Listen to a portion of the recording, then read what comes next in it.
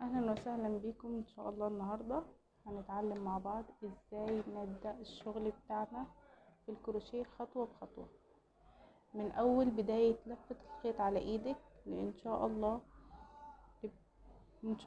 لغاية باذن الله ما تقدري تبدأي تعملي التصميم. هنمشي مع بعض، هعرفك على شكل كل غرزة وهوضح لك شكل كل غرزة هيكون ازاي. يلا بينا نبدأ. بسم الله. هنشتغل دلوقتي بإبرة مقاسها كبير علشان خاطر بس يعني يبقى شكل الغرزة واضح قدامنا. بسم الله. دلوقتي هنبدأ نعرف ازاي انا معايا خيط، ازاي هبدأ امسكه ماسكة مظبوطة عشان ما يفكش مني اثناء الشغل، وازاي ابقى متحكمة في حركة ايدي على الخيط، وازاي اعرف ادخل الابرة، وازاي اعمل حلقة البداية والحاجات. كل الحاجات دي خطوة بخطوة مع بعض. يلا نسمي الله ونبدأ. بسم الله.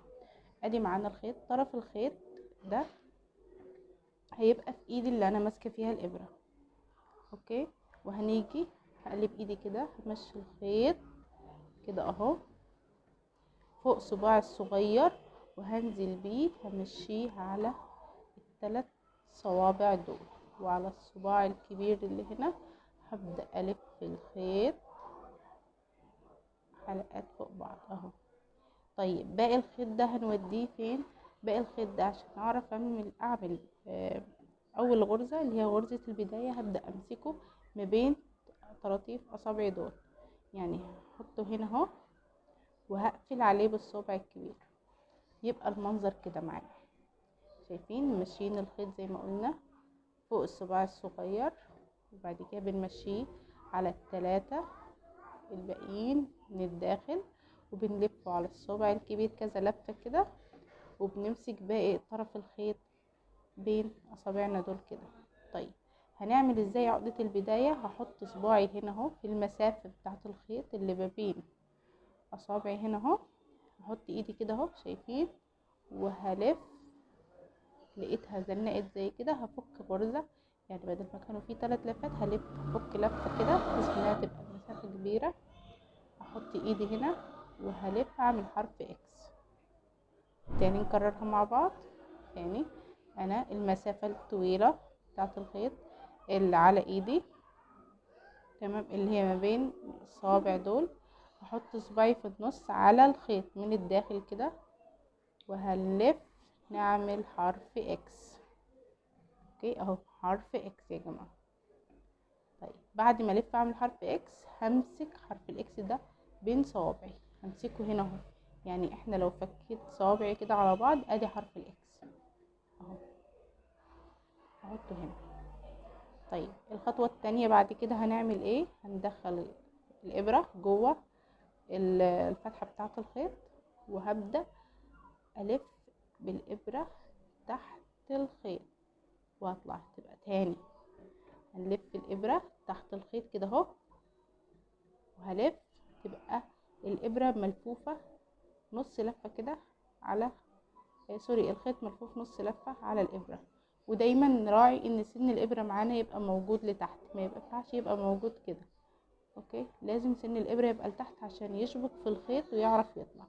طيب دلوقتي هنسحب، طلعنا بره الدايرة. طيب كده ايه اللي يحصل؟ كده انا هبدأ اشد الخيط ده كده اهو، اتعقد معانا، طلع لي اول غرزة اللي هي غرزة البداية. نعملها تاني مع بعض. تاني زي ما قلنا هنلف الخيط على ايدنا على الصباع الصغير، ونمشيه على الثلاث صوابع من تحت، وبعدين نلف كده كذا لفة، وهمد مسافة من الخيط ما بين صوابعي اللي همسك بيها طرف الخيط. كل ده في الايد بعيد عن الابرة، الايد اللي في الابرة في الايد التانية، الايد دي هي اللي همسك بيها طرف الخيط بالشكل ده. طيب هعمل اول غرزة ازاي؟ هحط ايدي على المسافة بتاعة الخيط اللي ما بين صوابعي، هحط الصباع ده من فوق كده وهلف. لقيتها زنقت محتاج خيط عادي، بطلع الخيط من ايدي زي كده بكل سهولة، ان هو كان كده بمجرد ما بلف صباعي كده بتطلع اللفة من على الصباع. وهلف واعمل حرف اكس. هلف واعمل ايه؟ حرف اكس بالخيط. بعد كده هحط صباعي على حرف اكس، يعني هطلع ايدي كده وهمسكه ما بين اطراف صوابعي دول. دلوقتي يبقى هو حرف اكس مسكناه زي ما اتفقنا. هندخل الابرة، وطبعا زي ما قلنا نلاحظ ان سن الابرة يكون موجود من تحت كده اهو، يبقى باصص للاسفل كده. نلف الخيط كده، ندخل اهو، ادي سن الابرة موجود تحت. هنزل تحت الخيط والف واطلع بالابرة فوق الخيط تاني. يبقى احنا نزلنا اول خطوة، بننزل بالابرة تحت الخيط، بعد كده بنطلع فوق الخيط، بعد كده بننزل ونسحب سوا مع بعض، نطلع بره الدايرة. بعدين بنعمل ايه؟ بطرف الخيط اللي احنا كنا سايبينه وماسكينه في ايدينا اهو ده، بسحبه كده. اتكونت معانا اول غرزة. معلش احنا اخدنا وقت بس في الجزئية دي علشان اللي صعب عليه ان هو يعملها يركز فيها، ويبقى باذن الله تبقى سهلة معاه.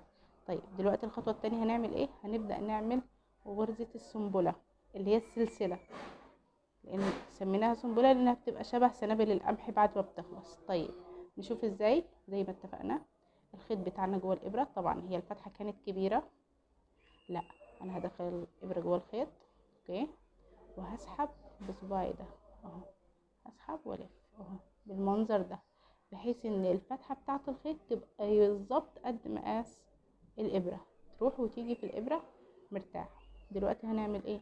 زي ما اتفقنا هننزل بالابره تحت الخيط، نلف ونطلع بيها، ونسحب من اول فتحه تاني، ننزل بالابره تحت. طبعا لو قلنا لو زنقت معانا في مسافه الخيط، بلف صباعي وبطلع لفه من الخيط من على صباعي ومن على صباعي هنا.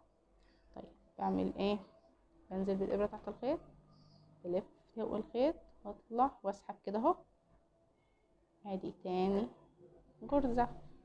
نعمل مره كمان، ننزل تحت الخيط، نلف ونطلع، نسحب. ادي تالت غرزة. احنا قلنا ان الغرزة دي اسمها غرزة السنبلة لانها بعد ما بنخلص بنلاقيها شبه سنابل القمح بالظبط. نكرر تاني، او اللي هي بنقول عليها برضو سلسلة. نلف ونطلع، نلف الابرة على الخيط ونطلع تاني، ننزل بالابرة تحت الخيط ونلف كده اهو ونسحب. شكلها بيبقى جميل ومظبوط طول ما احنا محافظين على فتحة الابرة، فتحة الخيط على قد مقاس الابرة. مقاس السنابل بتاعتنا او مقاس الغرز هيطلع مظبوط جدا، ويطلع كله قد بعضه متساوي، مفيش واحدة كبيرة وواحدة صغيرة. تاني زي ما قلنا همسك هنا على طول تحت الابرة عشان احافظ على وسع الابرة، ما توسعش مني ولا تضيق جامد، تبقى الابرة تطلع تخرج بصعوبة. تاني ننزل بالابرة تحت الخيط وهنلف ونطلع عليها، وزي ما قلنا دايما نحافظ على سن الابرة موجود لتحت، وهسحب بكل سهولة اهو، شايفين بيطلع من الفتحة. تاني مرة مع بعض كده، وهنطلع تاني نسرع شوية اهي اهي. تاني هننزل بالابرة، ننزل بالابرة تحت الخيط ونلف ونطلع من الفتحة. شايفين غرزنا كلها متساوية، غرزنا كلها قد بعض، مفيش غرزة كبيرة مفيش غرزة صغيرة، الغرز متساوية بشكل جميل جدا. ده السبب. ايه السبب هنا؟ التركة بتاعت ان احنا بنمسك الخيط من اخر غرزة، لاني انا لو ما مسكتش الخيط من هنا، افرض ان انا مسكته هنا هيمشي كده معايا. شايفين واحدة كبيرة، طبعا انا عمالة بكبر كده اهو، واحدة كبيرة وواحدة صغيرة، والخيط عمال بيفلت ويوسع من ايدي. طبعا احنا لو بصينا فرق كبير ما بين الجزئية دي والجزئية اللي احنا كنا ماسكين فيها الخيط جنب الابرة. شايفين؟ الى جانب ان انا ممكن اغلط والف كده بتبقى مبرومة، اللي هو انا كده شايفين مش هتبقى مظبوطة خالص، هتبقى مبرومة معانا. لا نلاحظ دايما ان احنا دايما نركز على ان نركز دايما على ان احنا نمسك من جنب الابرة على طول اهو، عشان نحافظ على الوسع بتاع الفتحات بتاعت كل غرزة كده اهو.